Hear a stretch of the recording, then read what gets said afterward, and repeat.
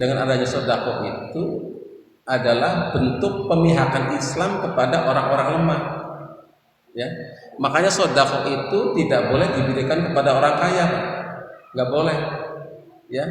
Kalau ke orang kaya namanya hadiah, penghormatan, ya. Wa idza huyitum bi tahiyatin fahayu biasana minha aurduha, ya. Kalau kalian dikasih penghormatan, dikasih hadiah, maka terima.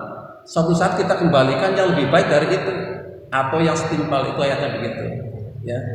Jadi orang kaya nggak boleh dapat sedekah, apalagi zakat. Nabi nggak pernah terima zakat, Nabi nggak pernah terima sedekah. Tapi kalau hadiah Nabi terima, karena posisinya berbeda, gitu ya. Jadi orang kaya tidak boleh. Makanya nanti kalau bagi-bagi zakat, yang kaya yang mana, jangan sampai sama rata itu. Qur'annya nggak kena itu ntar. Lebih baik yang fuqaranya yang dibanyakin. Kemudian bagaimana caranya ngasih sedekah itu?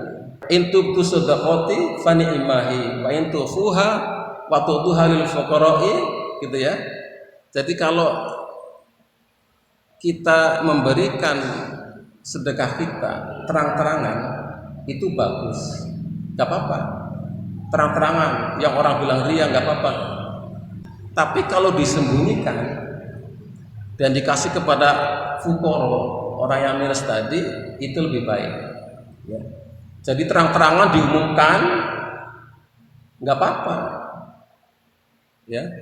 Tapi kalau sembunyi-sembunyi lebih baik itu kalau sedekah langsung ke orang bersangkutan. Kita cari orang, ketemu, itu bagusan kayak Umar, diem-diem gitu ya. Karena baik terang-terangan, sembunyi-sembunyi, diem-diem atau diviralkan sama saja, nggak ada hubungannya dengan ria. Ria itu hanya ada di dalam hati. Alladzina yunfikuna amwalahum bilaili wan nahari, gitu ya, sirra wa alaniya, falu ajrum inda rabbihim wala khaufun 'alaihim wa lahum yahzanun. Orang-orang yang menginfakkan hartanya di jalan Allah di siang hari maupun malam hari, terang-terangan maupun sembunyi-sembunyi sama saja, dapat pahala sama saja, ya. Wala khaufun 'alaihim wa lahum yahzanun. Mereka tidak akan khawatir dan mereka tidak akan sedih hati. Artinya mereka potensi masuk surga. Jadi sama saja, Pak. Cuma kalau infaknya itu kepada melalui pihak ketiga, maka lebih baik terang-terangan infak ke masjid, karena panitia posisinya bukan penerima langsung, ya. Jadi kalau penerima langsung sembunyi-sembunyi, tangan kanan ngasih, tangan kiri tidak tahu, ya. Tapi kalau melalui panitia sebaiknya harus diperlihatkan karena itu ada pertanggungjawaban. Kalau tidak nanti ada fitnah kepada panitia, kan gitu kan. Nah itu. Jadi kalau infaknya adalah kepada melalui pihak ketiga, itu sebaiknya terang-terangan, diviralkan tidak apa-apa, dicatat nggak apa-apa, ya. Gitu. Kenapa terang-terangan maupun sembunyi-sembunyi juga mendapat pahala yang sama?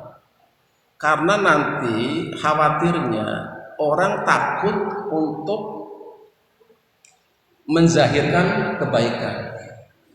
Orang takut untuk menyampaikan kebaikan. Orang takut untuk untuk memperlihatkan kebaikannya. Akibatnya apa? Akibatnya nggak ada orang yang baik yang kelihatan. Justru orang-orang jahat itu malah pada pamer. Akhirnya sesuatu yang buruk menjadi hal biasa, sementara yang baik-baik orang nggak ngerti karena disembunyikan terus, ya. In tubdu khairan aw tufu aw ta'fu asmu'in fa innallaha, gitu ya. Sesungguhnya apabila Anda mengungkapkan kebaikan, diumumkan kebaikan maupun disembunyikan atau memaafkan orang lain, Allah tetap Maha Pengampun dan Maha Kuasa, gitu. Tetap nggak ada masalah, gitu ya. Jadi itu caranya, ya. Jadi kalau ke pribadi sembunyi-sembunyi lebih bagus, tapi kalau melalui panitia itu sebaiknya diperlihatkan karena ada tanggung jawab. Ya ayyuhalladzina amanu la tutilu shadaqatikum bil mani wal adza. Ya.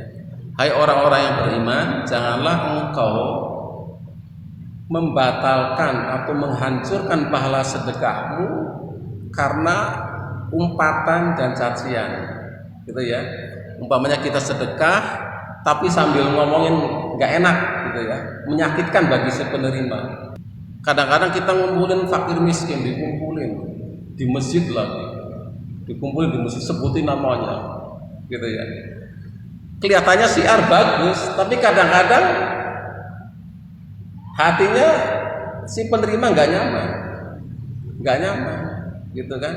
Lebih bagus ya kayak Umar itu kayak Umar langsung gitu ya, dikumpulkan di balai desa, diumumkan, di videoin gitu kan, dipanggilin satu persatu, dikumpulkan nih loh orang-orang yang membutuhkan gitu kan. Bisa jadi hati mereka itu nggak terima gitu ya. Makanya kata Allah, qaulun ma'rufun wa maghfiratun khairun min shadaqatin yatba'uha adza. Perkataan yang baik-baik, kalau kita nggak bisa sedekah bilang maaf ya, yang penting jangan umpat-umpat ya, itu lebih baik daripada sedekah yang pakai tadi, yang menyakitkan.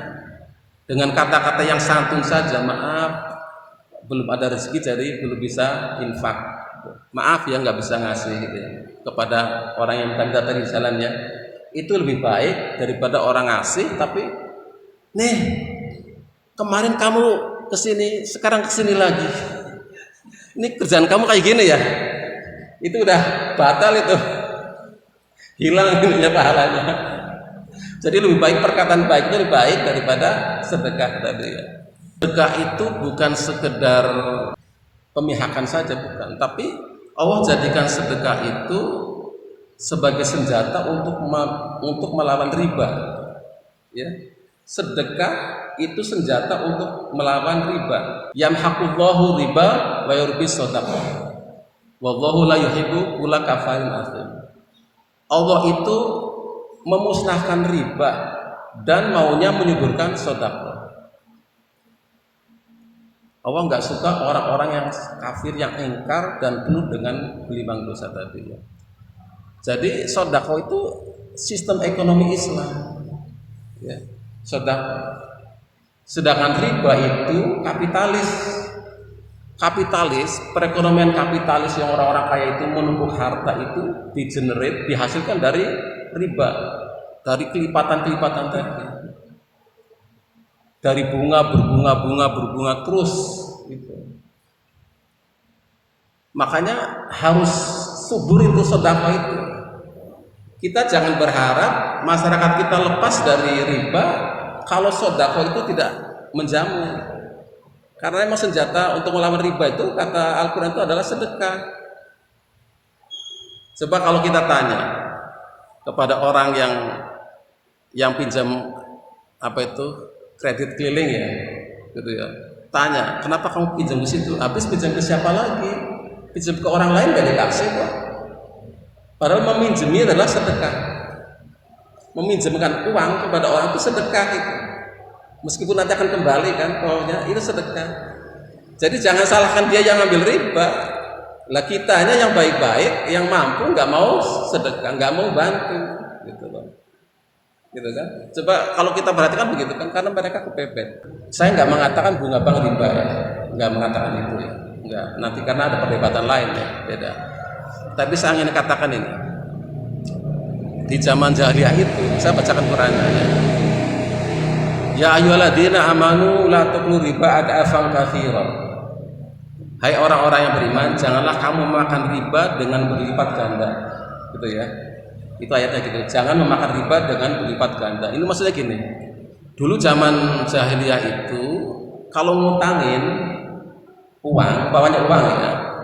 Saya ngutangin 1 juta.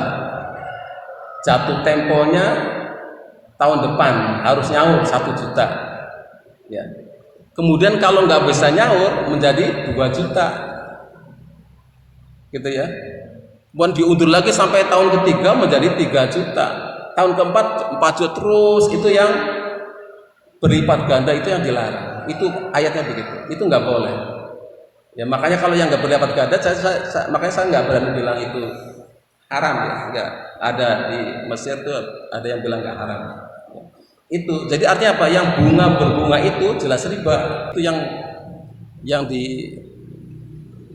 dinyatakan di surat Ali Imran tadi ayat 130 tadi. Itu yang berlipat-lipat itu, enggak boleh. Dan inilah bahayanya riba. Makanya bagi kita yang terlanjur ya jadi rentenir karena terpaksa gitu. Mohon maaf ya, jangan tersinggung, saya harus menyampaikan apa adanya ya. Yang jadi rentenir karena terpaksa gitu ya. Maka kata Allah, fa'ilam taf'alu fa'adanu bihaddi minallahi wa rasulih wa in tubtum falakum rusu ambalikum la tadiruna wa la tudlamun. Kalau kamu nggak berhenti menjadi rentenir, kata Allah, maka sama saja kamu menyatakan perang kepada Allah dan Rasulnya. Perang gitu ya, karena senjata Allah tadi sedekah, riba harus habis. Jadi orang yang nggak berhenti jadi rentenir itu dia sedang berperang melawan Allah dan Rasulnya. Kalau dia itu bertobat, maka sisa bunganya tadi jangan diambil, pokoknya boleh diambil. Kamu kata Allah tidak mendolimi mereka dan kamu juga tidak didolimi. Itu bahasanya gitu ya. Jadi kalau ya udah terlanjur pengen berhenti, ya tinggal sisa pokoknya saja, bunganya aja. Wa in kana du ursatin fa nadratin ila maisarah wa anta saddaqu khairul lakum in kuntum ta'lamun. Kalau yang diutangin itu para jatuh tempo itu nggak bisa bayar, gitu ya, maka diundur. Pengunduran itu sedekah. Jadi ngutangin ke orang itu sedekah, ngundur sedekah. Wanta sodaku, kalau disedekahkan sebagian saja dari itu, karena mungkin utangnya gede, itu juga sedekah lagi. Apalagi disedekahkan semuanya, itu lebih baik. Nah gitu, itu bahasanya begitu. Jadi inilah senjata Allah untuk memerangi riba. Dalam Islam kita boleh mengumpulkan harta sebanyak-banyaknya, boleh. Tapi ada hak-hak fukoro masakin ya, anak yatim tadi yang harus diberikan. Proteksi kepada orang-orang lemah. Sedekah itu begitu, untuk membentengi orang-orang lemah ini.